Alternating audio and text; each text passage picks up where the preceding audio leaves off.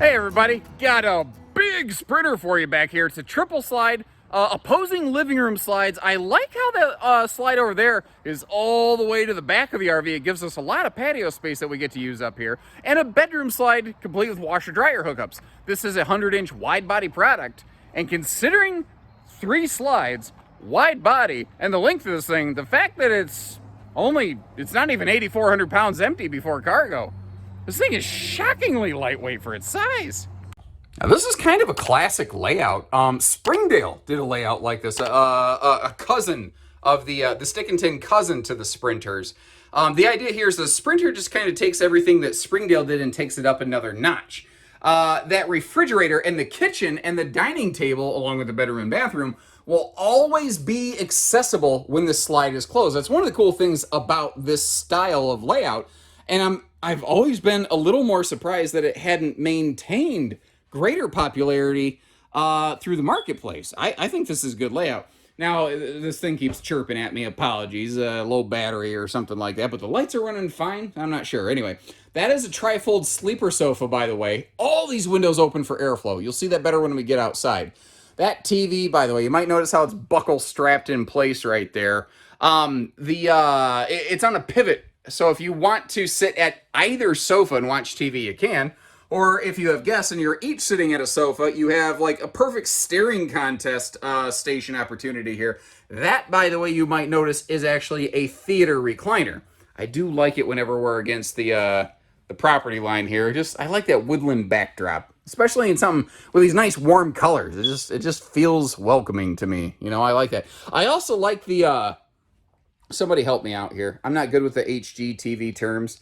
The darkened edges on this, what is that called? I never get like burnishing and distressed. I always get the words wrong on these things.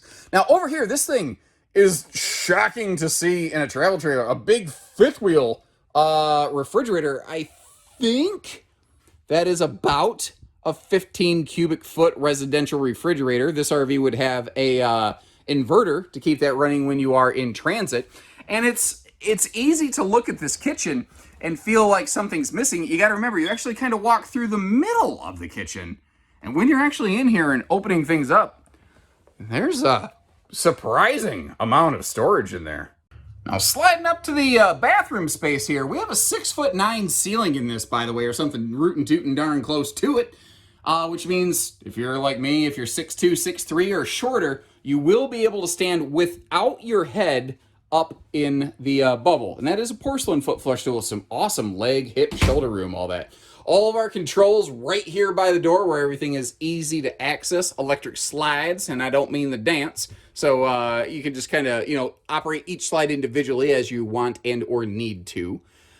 This up here, this is 50 amp. It is second air ready. If you want to, you can sacrifice that vent, hook into that junction box right there and juice her up. This bedroom here is all set for a 60 by 80 queen. The bed slide is not wide enough for a king bed. And as you're noticing, we have one of those fancy ultralight Invisio series mattresses right here. Obviously very, very lightweight. The gas struts doing their own thing. I'm sure you've noticed I'm being a little tongue-in-cheek about this currently. The mattress obviously gone. My guess is they wanted a replacement mattress for whatever their next RV was and kept it with them. But that doesn't bother me because I'd probably just go get my own mattress for a used RV anyway. Notice too the washer dryer hookups right there. But notice how they're not in this right-hand closet space like you almost expect them. It would actually be located right there, which is kind of cool because you could use the machine itself almost like a little bit of a laundry shelf, as it were. I don't know. Maybe not. Now, this has a giant window across from the bed here. There are TV hookups above. I think if I was going to put a TV in this bedroom, I would get like a pedestal mount or, something that has its own base. And then I would just take it down for transit. A really good way to travel with a TV, by the way, is take your bedspread after you replace the mattress and wrap the TV up in the bedspread and just put it in the front closet, put it on the bed, something like that. Works pretty well, actually. But really, with the slides closed, the biggest surprise on this RV to me is the travel accessibility.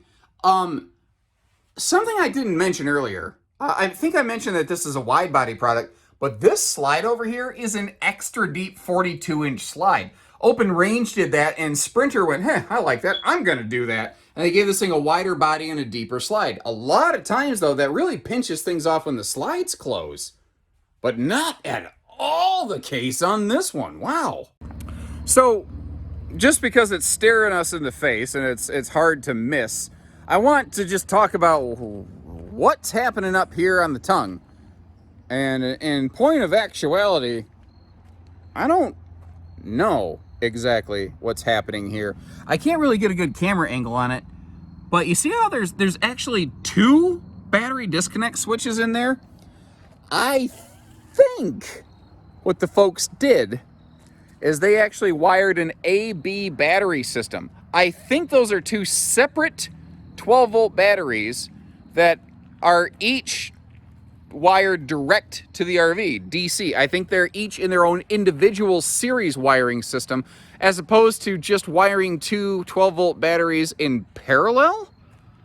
I'll also tell you, I didn't take a lot of time to find out, because that's not factory double disconnecting on the front there.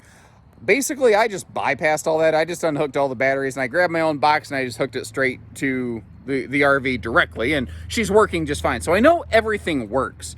That is just one of those things. We're going to have to do a little bit more looking at that to figure out exactly what it is we're looking at.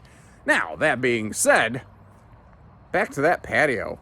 I'm going to start backing up till we get it in frame, and I'm just going to, like, keep going here. That is an awesome amount of patio space under that thing. I think I'd have my picnic table to the left-hand side of the door, personally.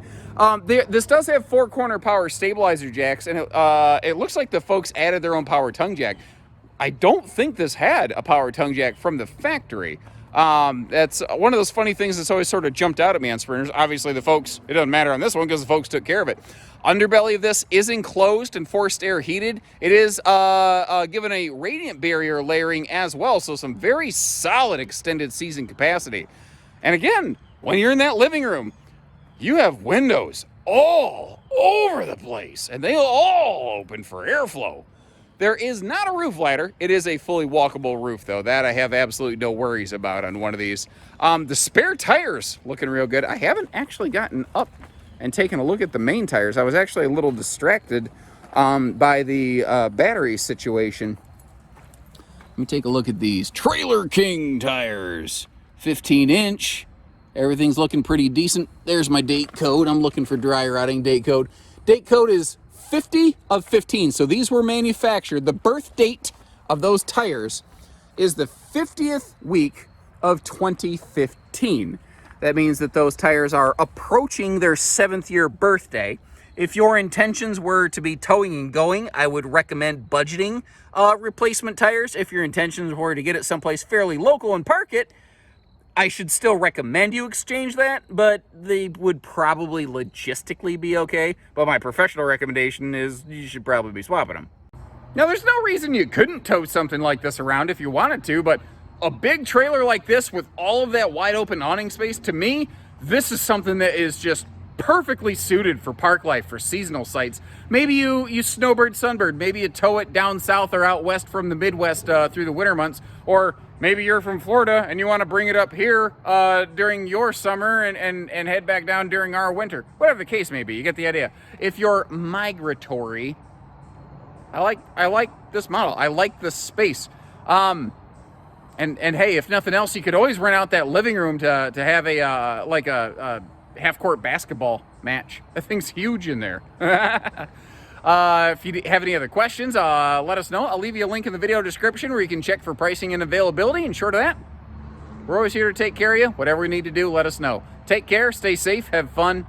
Have an A1 day, everyone.